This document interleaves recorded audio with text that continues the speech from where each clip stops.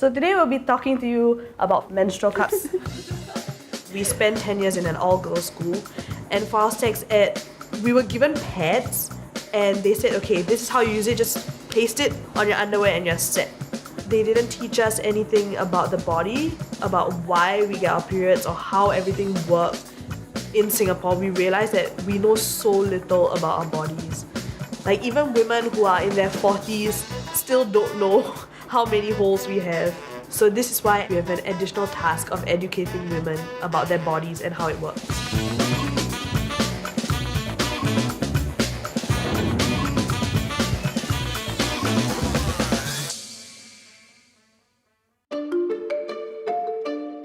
70% of women across the globe have no access to any form of sanitation. They use things like leaves, sand, old cloth, socks, and the bark of trees during their periods. We also found another problem to be disposal. So for women who could afford pads, they used to bury it in their backyard, and the village dogs would actually smell the blood and dig it up and carry bloodied pads around the village. Obviously that's not a pretty sight, so these women, they decided to put the pads in a plastic bag, tie it up and burn it in their backyard, which happens to be beside the shared water source. And this leads to soil and water contamination for the whole village. There was no moment in my life where I decided that I like the sea. Like, it may sound very fluffy, but I've just always had a connection with the ocean, and I've always wanted to learn more about it. So I want to do conservation of marine mammals in the future. I mean, now we're seeing so many whales or marine mammals being washed up with their stomachs filled with plastics. And this actually impacts the ocean in so many ways. For example, when whales die, their bodies are supposed to sink to the bottom, and that supplies energy to the whole benthic community. But now, because whales are consuming so much plastic, the plastic causes them to float, and that's why they get beached. And so this huge source of energy has now been wasted, and it's not being cycled back into the ecosystem. Something that I always tell myself is that without humans on Earth, the Earth would flourish. But we wouldn't be alive if we don't have the Earth. So I think we just need to respect Mother Earth more.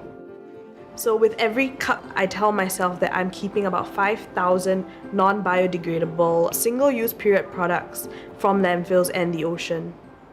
When we started Freedom Cups, it was around the dining table. It was very strange because I think my sisters got pulled into the fold, not because they were my sisters, but because they were the best people for the job.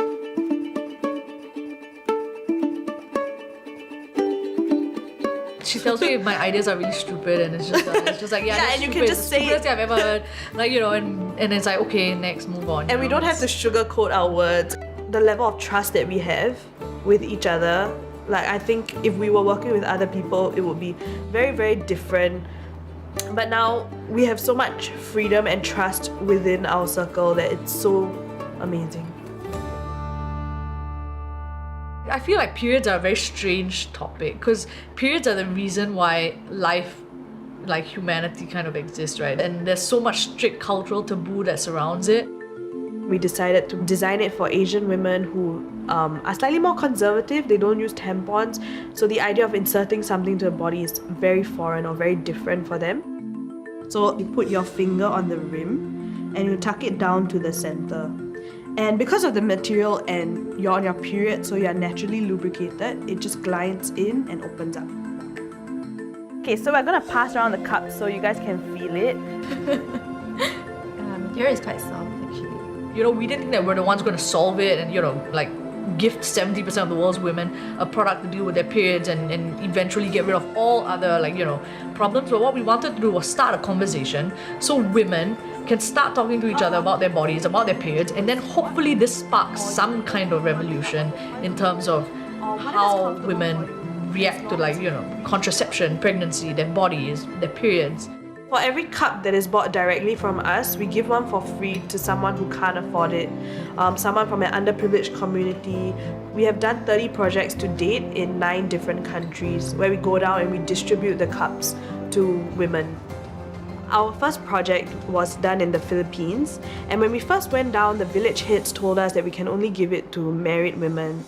So we're like, okay, fine, we'll respect your wishes, and we did do that. And the women who had their periods went back home to try it. And what we realized was that at night, many mothers were sneaking to our hut to actually get cups for their daughters. 5 years ago when we first started, we would have a little booth with no graphic images or anything, but what we saw was that women would grab their families and run, or they would laugh and hide and not come up to the booth at all. But 5 years down the road, we see the change. Now women walk by the booth and they're like, oh, menstrual cups, I've heard of that, have you tried one? And then it starts a conversation, and that was our aim when we first started, just to start a conversation surrounding periods. I think one thing I find very fulfilling is just seeing the faces of women who have tried our cups. I think you just see how mind blown they are that it is possible to have a period that is so comfortable.